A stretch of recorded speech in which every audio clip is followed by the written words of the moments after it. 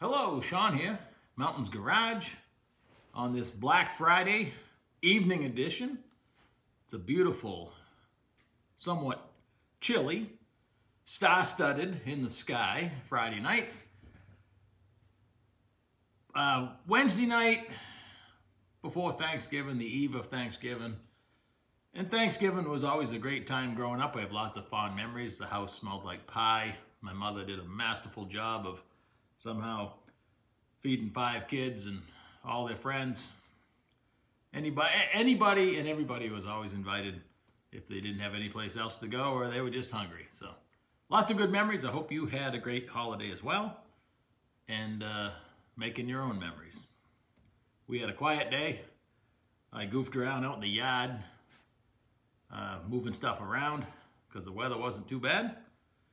And I didn't even do any of my cooking until 2 o'clock in the afternoon. I cooked the turkey and all the stuff, fixings I guess you'd call it, and had it all cleaned up by 6 o'clock and taken a tryptophan nap. That's the stuff in turkey that makes you sleepy. Got plenty of coats on tonight here in the shop. I was just assembling my Viking double adjustable coilovers for the Race 55 that this video is all about. Parts I've been acquiring for that.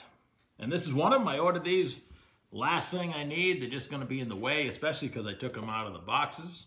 The springs I had from my Top Sportsman Camaro, they're 150s, and I determined when I bought them that was too heavy. I never tried to run them. That car was lighter than the 55 is going to be, but maybe by a few $100 pounds. So I have these. I own them. I'm going to try it. I can squish it with my hand, so I mean, as long as it's not rough over bumps. When we get to the on-track performance, we'll worry about that then. So I popped them together. I'm actually waiting for the. It goes this way. I guess you could mount them any way you wanted to, but a roller bearing that goes between the adjuster and the spring. It didn't come with it. It tells you probably should have one. So that's on its way. And so I'll be able to adjust it with load on it easier. I've always had them in the past. I just didn't know it came with a big washer, but it did not come with the roller bearing for that. So no big deal. I just stuck them together. And it's neat how they're serial numbered one apart. This one ends in 757, this one ends in 758. Like I say, I'm a long way from needing them, but I saw a deal and I took advantage of it. I'm going to give you a quick tour of what I have for parts, or at least some tubing, and then we got to talk about all things notching. I apologize if the audio would be behind the camera is spotty, but I bought some remanufactured door latches, better than buying imported junk. They were all re-zinced plated and they worked perfect. I even played around with my black primer because I have door handles and locks and everything. I bought LED taillights, all the trunk hardware and locks, license plate bracket, and I bought a 1955 Maine license plate. Stuff, again, if I see it, I think I need it, I went ahead and grabbed it, but I've been gearing up to fix the chassis. So I was able to buy lengths of tubing 8 feet long. I mentioned in a couple videos ago, I bought them from Applied Racing Technology out of Florida, along with some extra drive shaft loops because I need to build my drive shaft containment device, and some of the brackets so I can have removable cross members. Those are in the sealed packages. This is just junk because I've been cleaning off these 2 shop cots. I've been trying to do some cleaning. I bought that white toolbox back in July. It's finally where I intended it to live. It took a while. And right now it's housing my transmission, and we're going to talk transmissions before the video's over as well. I'll get back in front of the camera in a minute to improve the audio. And of course, you get to enjoy staring at me. But this is my tubing notching setup. It's a milling vise in my jet lathe, and this end mill I'll explain in a minute. But with this setup, I can angle it any way I need to. And I just crank it in against the side of the end mill and it cuts chips really well. It takes maybe 30 seconds to notch a tube. So I, like you might have, own one of the cheap hole saw style tubing notches. And they work okay. If you, even the cheapest ones like the Harbor Freight one, if you do a little work to it to get it so it's cutting in the middle of the tube and you buy a good quality hole saw, it does a pretty good job. And they make some really sturdy ones. What makes a good tubing notch a hole saw style is a sturdy setup. You don't want anything moving, because if it deflects at all, it's probably going to ruin the hole saw at best and or break it and send stuff flying. So once I got a lathe, I had bought a bunch of giant end mills. I know nothing, I still know very little about end mills, but I, even this week, learned some more. So years ago, before I had a YouTube channel, I was building a 63 Chevy 2. I was going to build a mild steel 750 chassis, which I did. And I found that this 1.5" end mill, and I didn't even know what kind of end mill it was. It's called a roughing end mill, square cut roughing end mill. Looks like a piece of corn on the cob. And this is 1.5". Race car tubing is 1 5/8". But I didn't have an 1 5/8" end mill, roughing end mill. So I used this forever. Always wondering if the 1 5/8" would be better. Now, I have called around this week, and if you happen to be a machinist or know end mills, and they make an 1 5/8" roughing end mill that's commercially available everywhere, I'd like to know about it. Now, Mittler Brothers, Pro Tools, there's a few places that make a dedicated end mill style tubing notcher. It's a $3,000 or $4,000 unit. They get over $400, but they have an 1 5/8". It's probably this long. It looks just like this. It's gold, and it's over $400. But I'm sure it does a fantastic job. The tubing you saw down on the floor, I bought 3/4. It's all chrome moly. So 3/4, 1 inch, 1 1/4", and 1 5/8". Studying the SFI paperwork, the funny car cage can technically be 1.5", but most everybody uses 1 5/8", and my luck, I'd build it out of 1.5", and they'd change the rules. So I'm just going to use 1 5/8" for that. So I bought this week, well, the last couple weeks, these are readily available on eBay. They're brand new, but never been used. They're $30, $40 a piece, which isn't bad. I mean, a good hole saw is 50 to 20. And these last, I've never even put lube on this, and I have 3 or 4 of these, the 1 1/2", and it works flawless. It's just fast as you can crank it in there almost. It's cutting tubing. But I still always wondered if I would be better off with the 1 5/8" end mill on 1 5/8" tubing. Well, my buddy Charlie bought me an end mill last week. Gave me, I should say, or bought. He acquired it. However, he showed up with a brand new end mill. But it's not an end mill. It's actually an annular cutter. It's like you'd use in a frame machine, except it's huge. It's 1 5/8". But it doesn't cut on the side. It only cuts on the front. So you have to plunge down through it. So let me show you my other setup. Here's the annular cutter mounted in the mill. I took a Kurt vise, mounted it on my rotary table. Now let me tell you, these two together weigh about what a small car does. And this thing cuts like there's no tomorrow. I was messing around on how deep I had to go here, but it smokes down through there because it's variable speed. I got it turned down to 260, works pretty good. And I can also rotate the head of the mill to take care of my other angles, so there should be no angle I couldn't cut using this. So I might not have been very clear. I checked with all your typical tool sales places, MSC, Shaw's, places like that, and in the roughing end mill department it goes 1 1/2", 1 3/4". So I did find on eBay because these, I probably have $125 in these 3 right here. These I bought used but brand new a long time ago. I bought a whole box of them. I gave some away. My luck, I gave away an 1 5/8. Who knows? Because at the time, I wasn't dreaming of notching tubing with a lathe. So, other than, say, Mittler Brothers and Pro Tools and places that obviously have these made for them, I guess, or they found a place, a honey hole that has them. So I probably have $120 buying these 3. Not bad, you know, because you're not going through hole saws, and it's a really efficient way to cut tubing. But back to the mystery of which is better. So I don't know if you can see this, but this is 1 5/8 cutter, the annular cutter, going through 1 5/8 tubing, and it gets really thin on the sides, which is where with my 1 1/2 it remains thick. These are both fantastic fits, but I gotta be honest, I mean, you could dress this up and put some material back in there, but this is actually technically weaker because you're thinning up at least 1/4 of the diameter of the tube, where this remains its correct dimension all the way around.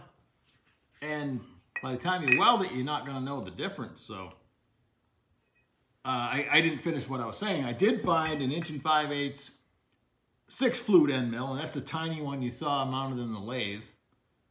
I gambled. It was $70 shipped. It was $20 cheaper with a 3/4 shank instead of the 1 1/4 shank. So I guess less metal, it's cheaper. No big deal, because I got varying size shanks and I can just close the chuck up on whatever I have. So that was not a concern. I notched this, well, I guess I cut it off, but I notched a piece of tubing with it, and it does not cut like the roughing. I mean, this is made for rough work, and it, even though it does a nice smooth job, it really cuts the material where that end mill does not. So I could, if I was desiring 1 5/8 to do it on the lathe, I could still cut it with my 1 1/2, and I could just finish it with that 1 5/8 that's in there. If I thought that this was a hot setup, which I'm not sure I do. So I'm glad I didn't pay $400+ for the, you know, elusive end mill that I thought I needed. I do this all the time, go right down a rabbit hole, chasing something that I might not even need, which is this theme is going to continue later in the video. So along with the new tubing I just got the other day, ordered on a Wednesday, it was in my driveway last Saturday, not bad. I have about 15 feet leaned in the corner from when I fixed the chassis of my orange Camaro a decade ago. Still sitting there like I bought it yesterday. And I did some trading a month ago with my little buddy Corey, a few towns over. I traded some 120 DOM that I had, a full stick for 3/4 of a stick of his 1 5/8 083 chrome moly. So I should have more than enough. I went ahead and just bought raw tubing. I was actually saving money, even though it was expensive to ship. If you want to ship 20 footers, you can pay truck freight. There's not much in the car that's going to be longer than 8 feet. And I did have the 2 10 or 11 footers that I got from my buddy Corey. So the longest piece I'm going to bend to finish this chassis is the funny car hoop above me, and it's not that long. So I was going to, I looked at buying a funny car cage kit. It's universal, which means it fits nothing well and some things not at all. And it was about $370. Now I bought the 1 5/8 083 chrome moly for $9 and change a foot, plus shipping, and I haven't calculated how much shipping cost me. The total shipping bill was $290. So I'd have to divide that by how many feet of tubing I got. So let's just say it probably adds, you know, $1.50, $2 a foot. So it's a lot, but it's here and it's usable. So the day I went up to my buddy Corey's to trade my stick of tubing that I had cut in half for his stick that wasn't cut yet, we're carrying it across the shop. I'm headed for the bandsaw. He says, no, no, no, no. We're going to use this. He has an M18 metal cutting skill saw. When you cut chrome moly, it ruins bandsaw blades like nothing. I mean, you'll be cutting 1 second, next second all the teeth are missing and you need a new blade. And bandsaw blades are not cheap. So I always resort to using my old chop saw, with a cutoff wheel. It's smoky and dirty, but at least I'm not wrecking bandsaw blades. This thing, I saw him cut my piece of tubing in half, and I had to have one. So I went on eBay. Long story short, I bought this with a blade for like 150 bucks. And then I bought a couple spare blades. The blades are 30 bucks a piece, but I'd hate to really enjoy it and then have to wait for a blade. So somewhere around here, there's spare stuff for everything. And then when I go to use it, I can't find it. And I've only cut it once, just a few minutes ago, just to try it out, because it just showed up today. And man, oh man, perfectly straight. It doesn't get hot. There's no sparks. It's like cutting a piece of wood. Unbelievable. So that is he's been cutting his chrome moly with it. He just did a roll cage for a guy's car. Cut everything on this. So I'm going to make myself a good place to hold. I just freehanded this one. I just went zing, and it looks pretty damn good. So if I actually hold it in a vise or something, I expect some pretty good results. So that is awesome. I love tools that are, I got 200 bucks in the whole thing, and I won't be stinking up the shop with the smell of cut-off wheel and blowing sparks everywhere I cut. So yeah, there should be no danger of fire. Again, the tubing doesn't even get hot. Don't ask me why, but I grabbed right a hold of it just to check it. Like a genius, I cut it off and I grabbed it right in my hand just to see if it was hot. And fortunately it wasn't. So I had to get out the receipt of what I paid for shipping on the tubing and how many feet. I bought 96 feet of tubing, plus the other 30 feet I have. You think I'm building a new car. And it averages $3 a foot to ship it now. I can't drive to Florida and back for $290, and I didn't have to leave the house, and it left on Wednesday. It was here on Saturday, so sometimes you just got to suck it up and pay. I mean, they could have added that into the price of the tubing and called it free shipping, whatever. So now let's talk transmissions for the Race 55. The car was intended to have a Lenco in it. I don't know, probably a 3-speed because the guy was a top alcohol dragster guy, but who knows? It may have had one in there for mock-up because there is a hole cut where the shifters may or may not have been. And since that time, since I got the car, I've been kind of shopping for Lencos. My buddies send me links all the time. There's a lot of them out there for sale. And the funny part of that is most people, they're for sale because they've gone back to a Power Glider or a Turbo 400. If you have a Lenco transmission, you can have 2, 3, 4, 5-speed or more. Unless you have a really big motor, you can't pull off a 3-speed with a clutch. You can pull it off with a torque converter, because you can have a torque converter drive for a Lenco. And the torque converter drives have some unique features that may be a step above your Turbo 400 or Power Glide, staging procedure and stuff like that. Maybe. So I've been just kicking it around. I found quite a few for sale. I found one really good deal. The transmission has 10 runs on it. It has a Bruno converter drive. The guy will sell me the converter too. He's in the ad. He was offering to pay for shipping anyway, so it's a really good deal. And the reason I might not want it might make you laugh. I had a 5-speed Lenco with a clutch, CS2 version. Lencos have CS1. It's all about case style and their physical size. CS1 has no horsepower limit. It's the original design. It's a really stout piece. The CS2, slightly smaller stuff. CS3, CS4, and they make a ST1200 street transmission. Even that's good for 1,200 horse and 900 foot-pounds of torque. A buddy of mine's got 800,000-900,000 runs on his in his 850 Duster. Still a good piece. So any of those options would be good, but you'd have to have a clutch or a torque converter. And I had my 5-speed with a clutch, and I can't answer my own question. One of the biggest questions why I don't think I want a Lenco. It's going to roll away. I always had it hooked to the golf cart, And like the staging lanes when I ran at New England Dragway were uphill, but it was hooked to the golf cart, so it didn't roll away. I'd put it in gear and it would kind of stop, but I believe it will freewheel. And if you have a converter drive, the transmission's not hooked to the engine. There's no park. There's no parking brake in the car. I'm building a half-street car here, more than half-street car. I'd hate to go in for a sandwich and have the thing roll away. So, of all the reasons to not have a really stout racing transmission, because you put a Bruno drive or a Lenco drive, converter drive in there, and the transmission, I mean, this thing would last a long time. So, but I snapped myself back to reality. The cost of a Lenco is going to be a lot of money, a lot of zeros. And I don't need it. I build Turbo 400s and Power Glides. I'm tripping over parts. I'm not tripping over Lenco parts. I'd have one of everything and have to buy everything if I had to service it. I don't have O-rings, gaskets. I have nothing for it. I actually have a box over there marked Lenco. I think there's a few little trinkets in there.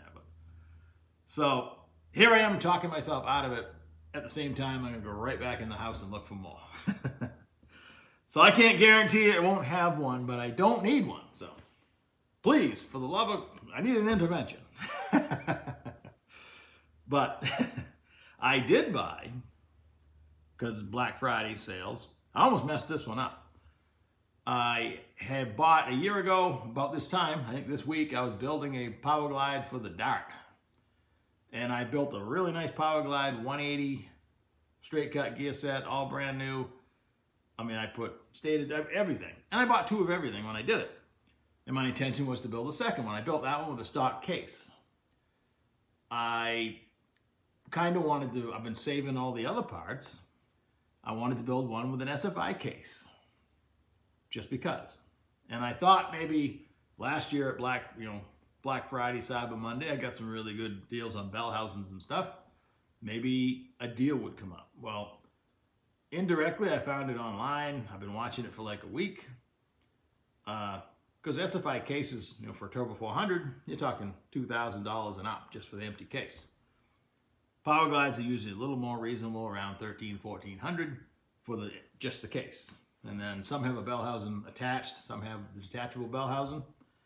The deal I found was all BTE, so it's not, some other junk offshore thing. At least it's an American company. Where they have it cast, I don't know, but I've had no problem with the BTE products.